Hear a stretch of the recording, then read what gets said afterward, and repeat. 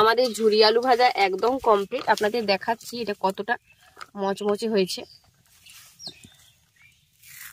বাহ, দেখুন দারুণ হয়েছে।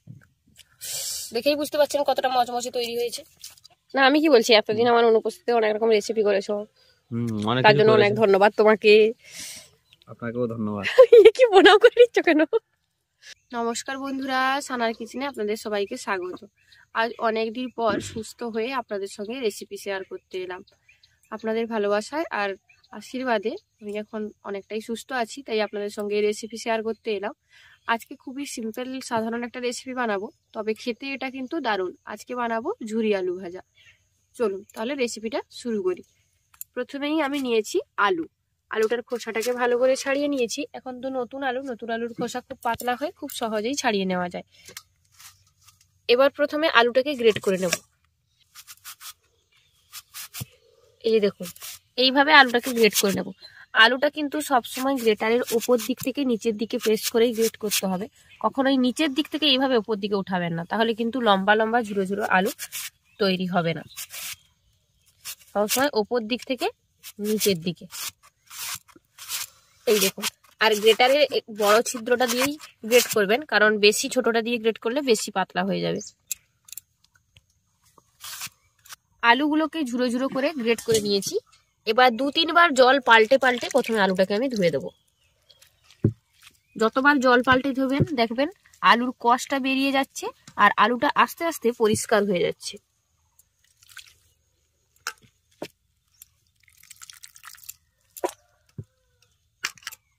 দেখুন আগের থেকে একটু পরিষ্কার হলো। এবার যতবার আমি এটাকে জল পাল্টে পাল্টে ধুবো তত এটা সুন্দর হবে। আলুটা 3 থেকে 4 বার জল পাল্টে আমি ভালো করে ধুয়ে নিয়েছি, আর দেখুন কতটা পরিষ্কার হয়ে গেছে। আলুর কষটা কিন্তু অনেকটা পরিমাণেই বেরিয়ে গেছে। আলুর কষ যত ভালোভাবে বের করে নেবেন তত কিন্তু ঝুরি আলু ভাজাটা মুচমুচে তৈরি হবে। এবার আমি এর মধ্যে দিয়ে দেব বরফ। এবার এর মধ্যে আমি বরফটা দিয়ে দিচ্ছি। আপনাদের কাছে যদি বরফ না থাকে সেক্ষেত্রে কিন্তু ঠান্ডা জলও ব্যবহার করা যাবে। এবার বরফটা দিয়ে এর মধ্যে ঠান্ডা জলটা দিয়ে দিলাম। দিলে কি হবে এটা? এইভাবে বরফ জলে এটাকে 20 থেকে 25 মিনিট এইভাবে ভিজিয়ে রাখবো। এইভাবে ভিজিয়ে রাখলে কিন্তু আলুর কষটা আরো অনেকটা পরিমাণে বেরিয়ে যাবে আর বেশ মচমচেও তৈরি হবে।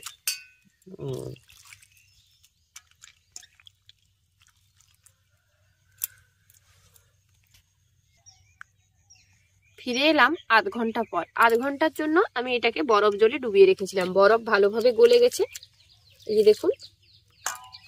এবার এইভাবে এটাকে এরকম করে চিপে নিয়ে জলটাকে ভালো করে একটু করে নিয়ে একটা ছাঁকনি বা জালির ওপরে তুলে নিচ্ছি, যাতে জলটা খুব ভালোভাবে ঝরে যায়।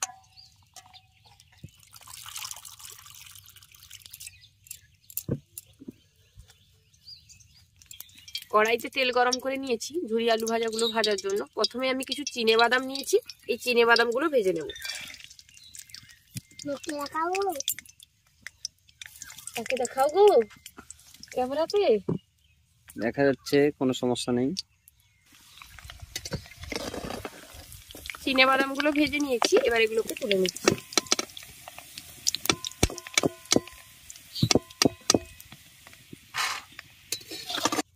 চিনে বাদামগুলো ভেজে তুলে নিয়েছি। এবার আলুগুলো কড়াইয়ের মধ্যে দেব, আর এই সময় কিন্তু আঁচটা হাইতেই রাখতে হবে। মিডিয়াম বা লো আঁচে ভাজা যাবে না, তাহলে আলুগুলো বেশি সেদ্ধ হয়ে যায়, ঘেটে যাবে আর মুচমুচে হবে না।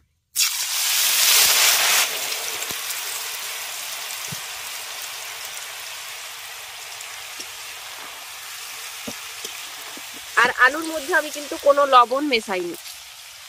খাওয়ার সময় বিট লবণ বা এমনি লবণ মিশিয়ে খাবেন, খেতে ভালো লাগে। আলুর মধ্যে কিন্তু প্রথমে কোনো লবণ দেওয়া যাবে না, তাহলে কিন্তু আলুগুলো মুচমুচে করে ভাজা হবে না।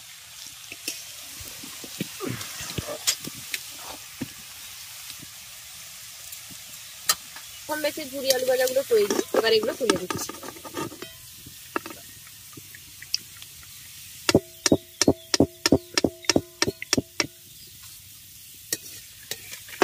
একইভাবে আবার আলু ভাজাগুলো এর মধ্যে দিয়ে দিচ্ছি। আলু ভাজা,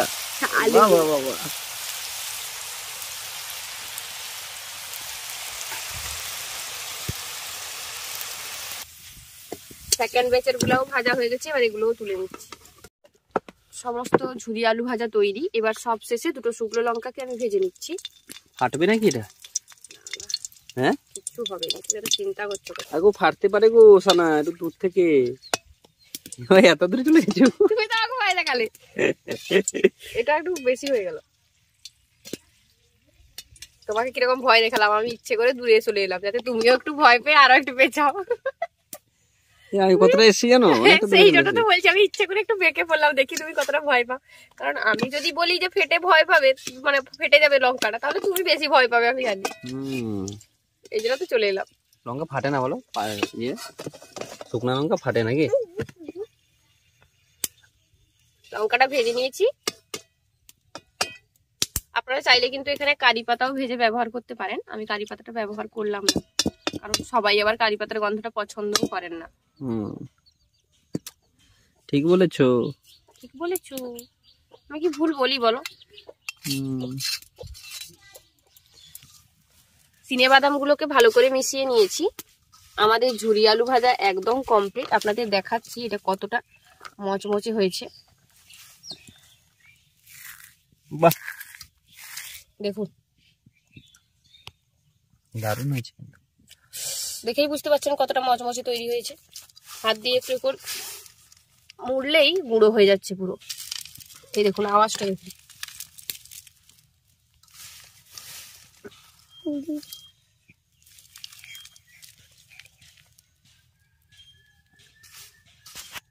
তৈরি হয়ে গেল গরম গরম ঝুরি আলু ভাজা। পুরোপুরি বিয়ে বাড়িতে যেইভাবে ঝুরি আলু ভাজা পাওয়া যায় সেভাবেই তৈরি করেছি। এই ঝুরি আলু ভাজাটা খেতে কিন্তু দারুণ লাগে। যে কোনো নিরামিষ দিন অথবা যে কোনো সময় আপনারা এই ঝুরি আলু ভাজাটা বানাতে পারেন।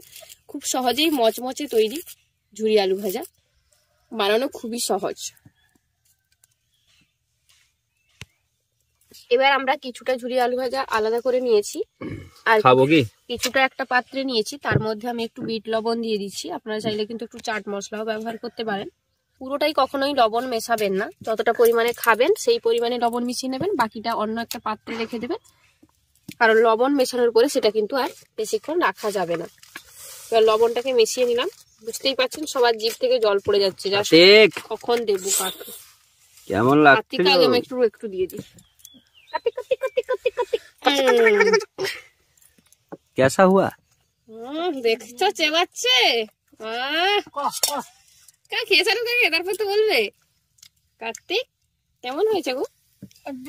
ও কার্তিক ঠাকুর কেমন হয়েছে দেখেছো? আমাদের কার্তিক ঠাকুরটা দেখেছো? বাড়েনি, একটু ছোট, কিন্তু আমাদের কার্তিক ঠাকুরের। তুমি একটু খেয়ে দেখো কেমন হয়েছে।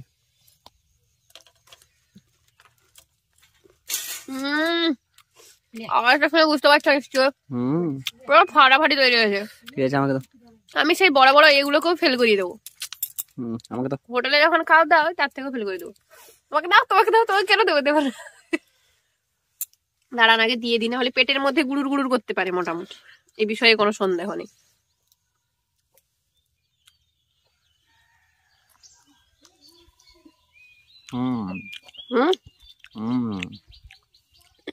কেমন হয়েছে বলো? এতদিন পর সুস্থ হয়ে তোমার জন্য একটা ভালো রেসিপি বানালাম, তুমি তো বলবে কেমন হয়েছে।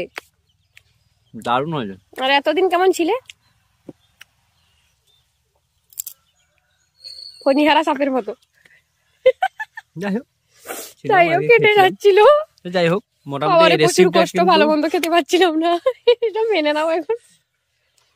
না, এই রেসিপিটা খুব সুন্দর হয়েছে, কিন্তু দারুণ লাগছে। ওই বিয়ে বাড়িতে গেলে খেলে যেরকম লাগে আমার অনুপস্থিতি তোমরা এতদিন ভালো লাগছে। নুন দিয়ে মানে বিট লবণটা দিতে খুব ভালো লাগছে।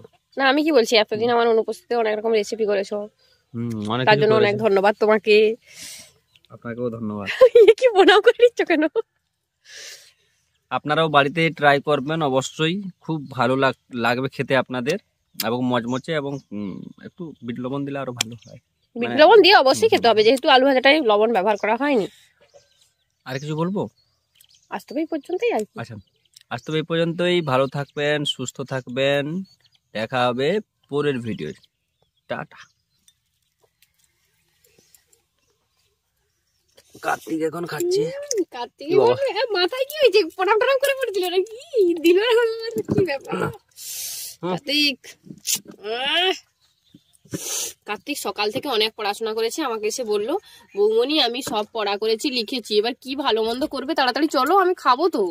এসে করে আমাকে বলছে প্রত্যেকদিন দেখবে একটু পড়ে করে চলে আসবে সন্ধ্যাবেলা সকালবেলা। আমি পড়ে করে এলাম ভালো বন্ধুরা। ফ্রিজে কি আছে দেখাও, ঘরে কি আছে দেখাও। আমাকে বলছে তুমি যে সেদিন হরলিক্সটা খেয়েছিলে আমাকে একদিন দিলে আর দিলেনি, হরলিক্স দাও।